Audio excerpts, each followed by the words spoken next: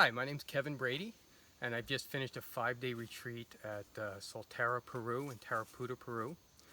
And I'm just speak of my experience for a minute. If I had to say that my experience was in a quick word, couple words, I would say joy and gratitude.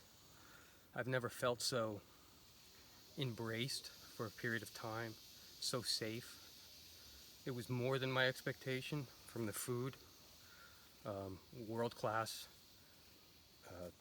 Everybody here, whether they were cleaning the property, where they were cooking for us, where they were facilitating for us, they just had a sense of an embrace of safety.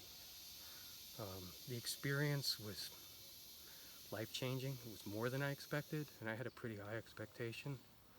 The maestros, the maloca, the people I've connected with, uh, the lessons I'm going to take away with me to put into practice, I think they're just absolutely invaluable. And if you're looking to have a unique and true experience, I think that you would be well served to come here to Soltara, Peru, and Taraputa.